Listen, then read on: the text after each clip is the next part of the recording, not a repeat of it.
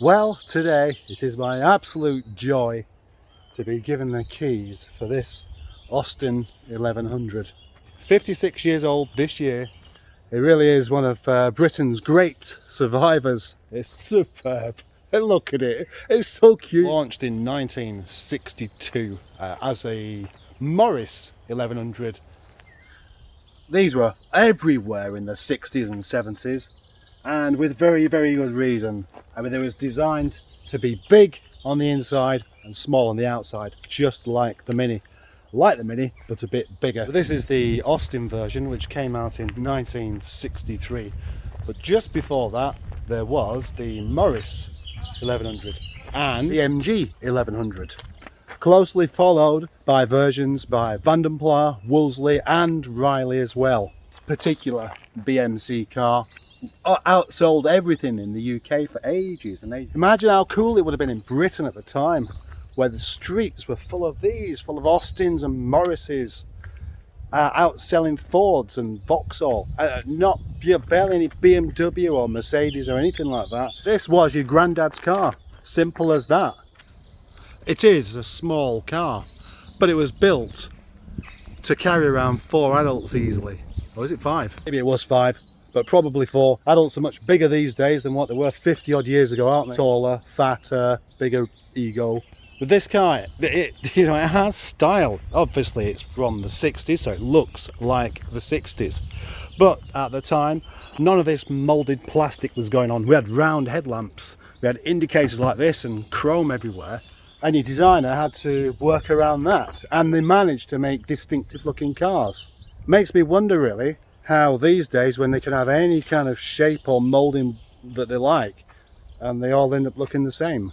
It really is a pretty looking car with this nice shoulder that goes all the way along there, the sloping back, and these rather wonderful rear lamps here, which again were used in other vehicles.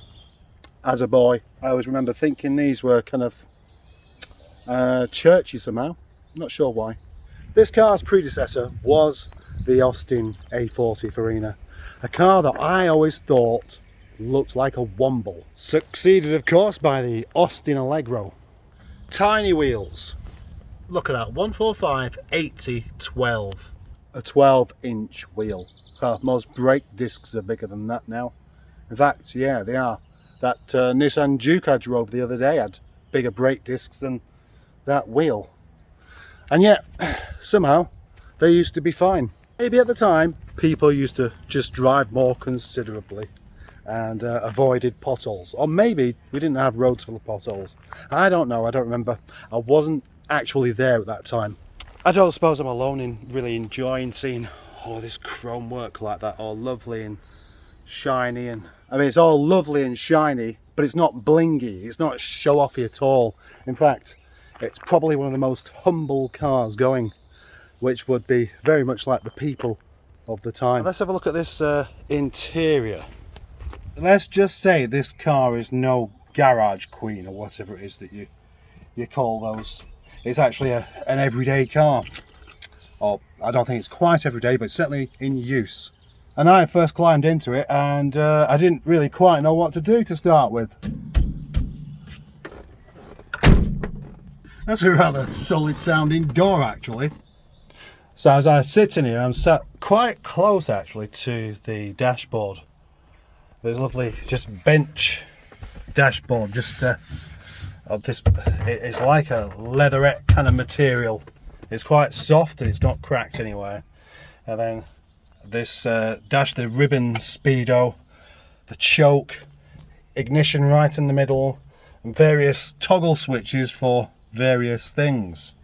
And then the indicator, nice and soft, but actually it's very easy to use, very thin, but it feels quite good, it feels quite strong.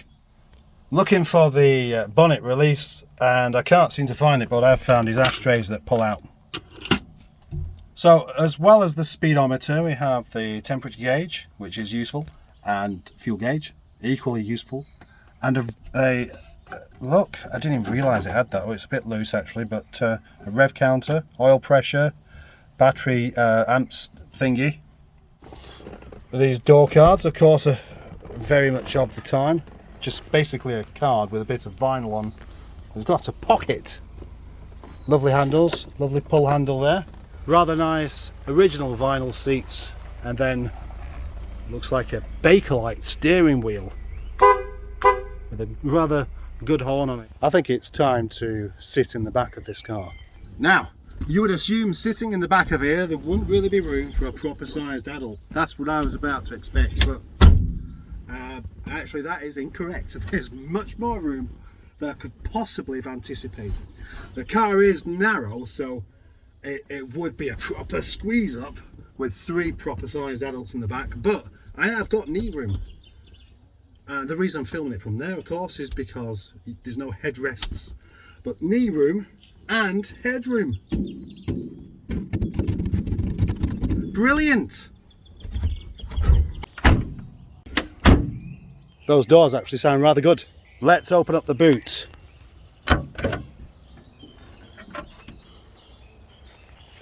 Now the boot opening, of course, isn't massive, and the boot isn't massive, but it certainly is a respectable size. It is a bit small for me to get trapped in there, so that's kind of good news.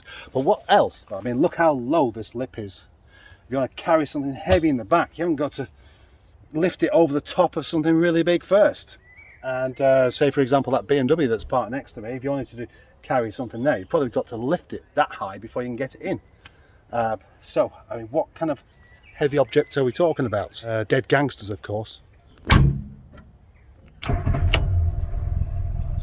That's what I love about the old A series engine. It's not known as being a particularly refined or brilliant engine or anything like that, but it is reliable. The problem with the old non-inertia wheel seat belts is that it's a bit difficult to lean forward. Now then, let's go for a drive. The gears have a very long throw. The gear lever is very quite long, as you would imagine, of course. No synchro mesh on first. Certainly as you drive along very slowly through the woods in this, lots of people turn around and have a nice look at it. It's a car they recognise from their past. It's a car they like. It's a bit different to drive with having no mirrors on the side. They've got some on the front, but they're not particularly easy to use. But yeah, and maybe once you've got used to them, maybe they are easy to use. I just love that transmission sound. Again, more waves there for people, and again, oh, it's fantastic. It's like being royal, but in a rather humble sense. Like being the prince of the working class, I guess. There's a really nice torque curve on this, but no real power. I believe it is 155 brake horsepower, which it isn't a lot, but it's not a particularly heavy car, is it? Not a particularly big car. But it's a rather fabulous car. It's rather super duper in fact. And this big steering wheel means that you just do not need power steering at all. It is fabulous. Big steering wheel, skinny tyres, what were they, 155 or 145? I can't even remember. Once I've stopped here, I'm not going to be struggling with both hands. So, let's talk about the actual driving experience of this car. Well, for one, it is an easy car to drive, and easy in the sense of, you know, given how long ago it was made, that's quite surprising, with things not being quite where you expect them, etc.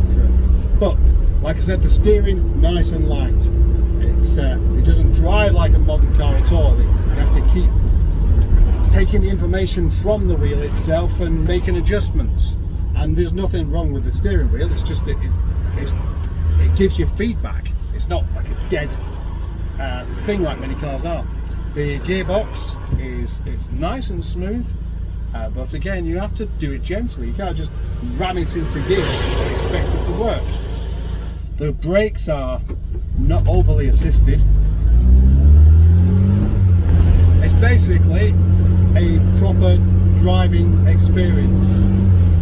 I don't feel like all the work's being done for me. I feel like I've got to actually look out, I've got to use my observation skills a lot more than usual because the mirrors aren't particularly great. I've got to treat the car with respect, and that is another thing that you just don't get in modern cars. This feeling of, you know, you've got to use. I'm blabbering on about it. I'm just talking nonsense, but I know what I'm thinking. I know what I mean. I just can't quite get it into. Just going by the lake now again. We've got a fourth gear. Come on. And what a wonderful, perfect day to be driving this car. Well, it could be a bit less cloudy, I suppose. It looks like I'm about to get it home just before it starts raining. Oh, it does actually pick up if you keep your foot down a bit. Well, I did 50 there. 50 miles per hour in a 55-year-old car. So, to conclude this road test, you can probably tell I like this car. It is just absolutely joyous. It's probably the word. As joyful as you can imagine. It's a happy little car. And guess whose granddad it is? That's right, Project Nigel's. Although it might be even more. So this, the Allegro, then the Maestro, then the 200. Of course, great granddad in fact. Many people will think this is the Basil Fawlty Austin, where he thrashed it with a tree branch because it wouldn't start. But actually that was a Mark III, and this is a Mark I. So similar, but not the same. Excellent turning circle as well. Here's one for you. A car like this makes the world a better place to live in. I'll tell you why. Because as you drive it, it just makes you smile. And if you're smiling, people can see you, people spot the car, and if they see a smiley face inside it, it's going to make them smile as well. So I think this car is better for the environment than a BMW. Now, before I take this car back, it's just occurred to me that I haven't really tested out its handling characteristics. The hydroelastic suspension does make it very comfortable. It also makes it ever so slightly bouncy. On the bumps you feel like you're bobbing up and down. There's no crashing, just a bit of bobbing up and down. But how well does it go around bends?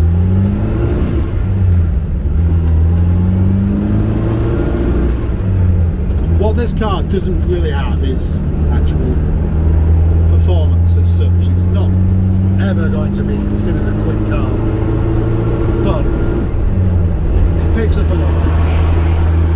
See that Audi turbo diesel there? Flying past me, probably not even putting any effort into it. But it's more to it than that. I'd rather be in this. I kind of want to fling it around a roundabout or two, but there's just so much traffic on the go. It's making it a bit awkward. Tell you what I haven't mentioned though, are these open quarter lights on the front. I love these are great. So opening windows! Opening windows!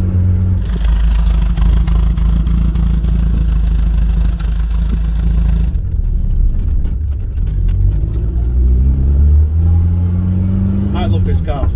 I'd like to keep it, but I can't. It's not mine. What do we like about old cars the best? As well as the styling, as well as the sound, the gearbox whine, all these kind of things. There's something else as well. The smell. Yeah. The smell of old car. A smell that gets more and more distinctive as it gets older, I think. Of all the old plastics and the distant smell of oil and petrol as well. It all makes up for this rather wonderful driving experience that you simply don't get in something a lot more modern. And the driving experience is just getting more and more watered down as the years go by. Now I think driving my Rover 25 is quite good because it doesn't feel like a modern car. But this makes my Project Nigel feel modern. Do you know what? It actually clings onto the bends really well. I'm not going to push it, but it does actually feel really rather secure, which is another bonus point. That horn's a bit of a surprise because you expect a really puny single tone pick, but it's not. It's a nice big get out of my way kind of horn, which somehow seems a bit inappropriate for a car like this. Is it to incite road rage? 60s style road rage. You know what's really interesting now, back in Nigel, is it makes Nigel feel really sporty. It really does. It feels really responsive, and the steering wheel feels really thick, and it just, yeah. Oh God, what am I going on about?